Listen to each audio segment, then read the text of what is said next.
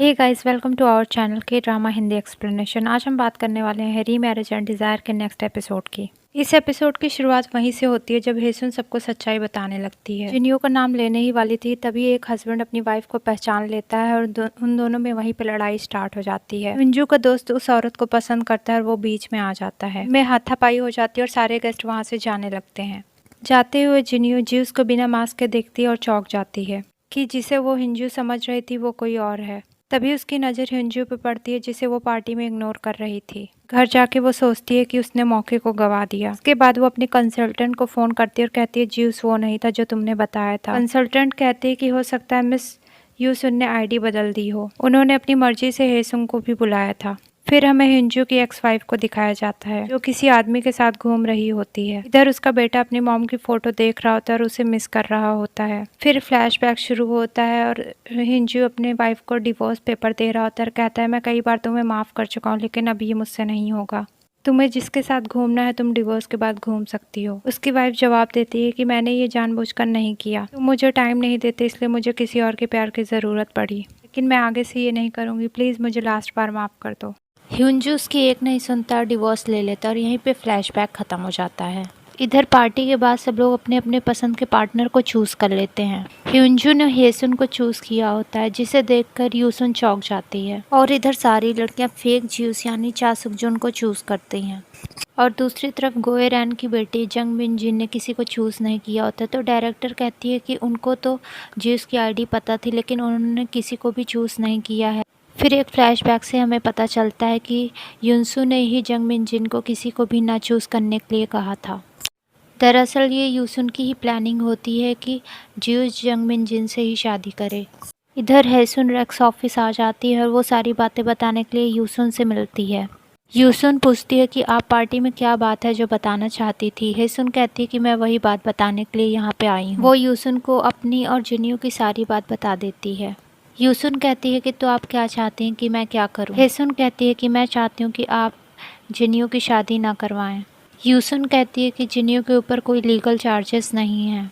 जो आप कह रही हैं वो बेवकूफ़ी है। अगर मैं उसकी शादी ना भी करवाऊँ तो कोरिया में ऐसी 800 कंपनियां हैं जो उसकी शादी करवा सकती हैं। क्या आप उसका ज़िंदगी भर पीछा करती रहेंगी? अगर आप उससे बदला लेना चाहती हैं तो आपको उससे ज़्यादा ताकतवर बनना चाहिए। आपका यही बेस्ट रिवेंज होगा। ये सुनकर हेसुन वहाँ से चली जाती है। जाते हुए जिनियो मिलती है जो यूसुन से मिलने के लिए आ रही होती है। जिनियो कहती है कि क्या तुम मेरी शिकायत करने आई थी? तुम मेरी शिकायत करो चाहे जो करो, दुनिया मेरा ही सपोर्ट करेगी, तुम्हारा नहीं। तुम मेरा कुछ नहीं बिगाड़ सकती। वो हेसुन को खरी खोटी सुनाती है और यूसुन से मिलने चली जाती है। जिनियो यूसुन के ऑफिस में जाती है, उससे कुछ बातें करती हैं, फिर वहाँ से वो चली जाती है। इसके बाद यूसुन हिंजू से मिलने जाती है। पार्टी में जो कुछ भी हुआ उसके लिए वो माफ़ी मांगती है। हिंजू कहता है कि आपको माफ़ी मांगने की ज़रूरत नहीं है, मैंने पार्टी में काफ़ी एंजॉय किया। तब यूसुन कहते हैं कि आपने जिस लड़की को पसंद किया है वो शादीशुदा रह चुकी है और उसकी एक लड़की भी है, लेकिन हमने आपके लिए दूसरे पार्टनर को चूज़ किया है। हिंजू पूछता है कि क्या आप हैरा की बात कर रही हैं? वो पूरे पार्टी में मेरे पीछे पड़ी थी। यूसुन कहती है कि नहीं, उसने आपको नहीं चुना, उसने किसी को भी नहीं चुना। ये सुनकर हिंजू थोड़ा दुखी हो जाता है। यूसुन कहती है कि आपको एफ्रोडाइट ने पसंद किया है। ये सुनकर हिंजू कहता है कि लेकिन वो तो मुझे भाव नहीं दे रही थी। यूसुन कहती है कि लेकिन उसने आपको चूज़ किया है, क्या हम आपकी मीटिंग फिक्स करवाएं? तो हिंजू हामी भर देता है। हिंजू कहता है कि मैं ज्यूस से भी मिलना चाहता हूँ। यूसुन कहती है कि ठीक है, एक बार मैं ज्यूस से बात करके आपको बताती हूँ। वहाँ से निकलते ही यूसुन डायरेक्टर को हिंजू और ज्यूस की डेट फिक्स करने का ऑर्डर देती है। चा सुकजुन हेसुन को कॉलेज में देख लेकर बात करने के लिए बुलाता है। वो बताता है कि मैं भी रेक्स की पार्टी में मौजूद था, क्या तुम्हारा तलाक हो गया है? हेसुन बताती है कि नहीं, मेरे पति की डेथ हो गई है। वो चा सुकजुन को सारी बात बता देती है और कहती है कि जिनियो से दूर रहना, वो बहुत चालाक औरत है। फिर हमें हिंजू और उसके बेटे को दिखाया जाता है जिसमें उसका बेटा सारे पेपर्स में बहुत अच्छे नंबरों से पास होता है, लेकिन कोरियन लैंग्वेज में बहुत ही कम नंबर आए होते हैं। उसकी दादी कहती है तुम अपने डैड पे गए हो, उसके भी कोरियन में बिल्कुल कम नंबर आया करते थे। इधर चा सुकजुन के डैड पूछते हैं कि क्या तुम्हें कोई लड़की पसंद आई? तो चा सुकजुन कोई जवाब नहीं देता है। उसके डैड कहते हैं कि कोई तुम्हें पसंद आया हो या ना आया हो, लेकिन लड़कियों ने तुम्हें ज़रूर पसंद किया होगा।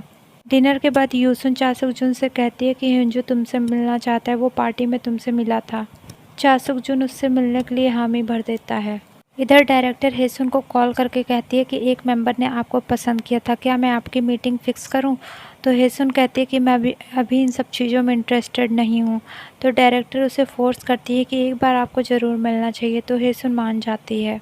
शाम को जिनियो और हेसुन की डेट होती है। हेसुन की डेट एक डेंटिस्ट के साथ होती है और जिनियो की डेट हिंजू के साथ होती है। इधर डायरेक्टर यूसन से पूछती है कि आप जिनियो को हिंजू के साथ क्यों भेज रही हैं? तो यूसन कहती है कि जिनियो पूरी कोशिश करेगी कि वो हिंजू के साथ इंटीमेट हो। अगर वो इंटीमेट हो जाती है तो हिंजू का मन अपने आप ही जिनियो से हटने लगेगा। और दूसरी तरफ जंग जिनमिन ने उसे रिजेक्ट किया है तो जिनियो का मन करेगा कि वो उससे एक बार ज़रूर मिले। और आखिरकार जंग मिनजिन और हिंजू की ही शादी होगी। हेसुन डिनर के लिए जाने लगती है तो डेंटिस्ट उसे वाइन पीने के लिए रूम में जाने के लिए कहता है। हेसुन कहती है हम तो वाइन पीने के लिए बाहर जा रहे थे, लेकिन ये तो बार नहीं है। डेंटिस्ट उसे रूम में चलने के लिए कहता है तो हेसुन उसे मना कर देती है।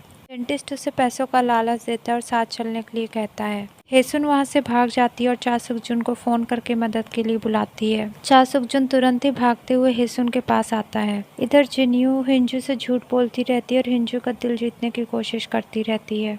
वो डिनर के लिए जाने लगते हैं कि हिंजू उसे वाइन के लिए पूछता है और वो दोनों बार की तरफ चल देते हैं। और दूसरी तरफ चा सुकजुन भी पहुंच जाता है और हेसुन और चा सुकजुन भी बार में पहुंच जाते हैं। चा सुकजुन और हेसुन दोनों अपने रिलेशनशिप को याद करते हैं। हेसुन पूछती है कि तुम मुझे बिना बताए क्यों चले गए थे?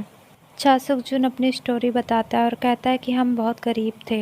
मेरे डैड मेरी माँ को हमेशा मारा करते थे, लेकिन मेरा बड़ा भाई मेरी मॉम को बचाने के लिए हमेशा बीच में आ जाता था। एक बार डैड ने एक गोल्फ से मेरी माँ को मारने की कोशिश की तो मेरे बड़े भाई ने मेरे डैड को इतना पीटा कि अधमरा कर दिया। उसके बाद मेरा बड़ा भाई गुस्से से घर के बाहर चला गया और बाहर जाते ही उसका एक्सीडेंट हो गया और उसमें उसकी डेथ हो गई। उसके बाद मुझे कुछ समझ नहीं आया, मैं इतना ज़्यादा डिप्रेस हो गया कि मैं यहाँ से भाग के अब्रॉड चला गया और इसलिए मैं तुम्हें कुछ भी बिना बताए यहाँ से चला गया। मैं इतना ज़्यादा डिप्रेस था कि तुम्हें बता ही नहीं पाया कि मेरे साथ क्या क्या हो रहा है। हेसुन कहती है कि तुम्हें मुझे तो बताना चाहिए था। इधर ये दोनों बातें करते रहते हैं कि तभी जिनियो और हिंजू भी बाहर पहुंच जाते हैं। हेसुन की नज़र जिनियो पे पड़ती है, तभी चा सुकजुन भी देखता है और कहता है कि ये हिंजू के साथ यहाँ आई है। हेसुन कहती है कि पर पार्टी में ये तो तुम्हारे साथ घूम रही थी। चा सुकजुन कहता है क्योंकि इसे लगा होगा कि मैं हिंजू हूँ, क्योंकि पार्टी से पहले हमारी आईडीज बदली गई थी। फिर वो कहता है कि जिनियो ने मुझसे पूछा था क्या मैं बिजनेसमैन हूँ,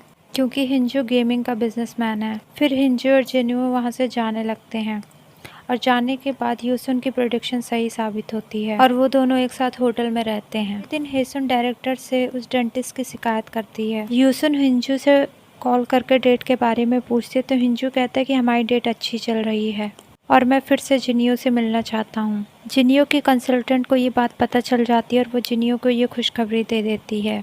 इधर कंपनी मीटिंग में हिंजू अपनी कंपनी ईबुल और अपने दोस्तों की कंपनी सॉफ्ट की पार्टनरशिप की बात करता है। वो कहता है कि हमें पार्टनरशिप करना चाहिए ताकि हम अमेरिकन कंपनी एबी को खरीद सकें, लेकिन उसकी टीम उसके डिसीजन के खिलाफ होती है। हिंजू अपने दोस्तों से मिलता है और कहता है कि मैंने पार्टनरशिप की बात की थी, मेरी टीम इस फैसले के खिलाफ है, लेकिन मैं इस डिसीजन को लेने वाला हूँ और पार्टनरशिप करने वाला हूँ। हिंजू अपने वकील दोस्त से पार्टनरशिप कागज बनाने के लिए कह देता है। इधर हेसुन को कॉलेज प्रोजेक्ट से हटा दिया जाता है। प्रोफेसर कहता है कि जिनियो चाहती है कि तुम इस प्रोजेक्ट से दूर रहो। प्रोफेसर उसे ट्यूशन ऑफर करता है तो हेसुन उस ऑफर को एक्सेप्ट कर लेती है और हमें पता चलता है कि ये ट्यूशन हिंजू के बेटे के लिए है। हेसुन ट्यूशन पढ़ाने के लिए पहुँचती है तो उसे पता चलता है कि ये हिंजू का घर है।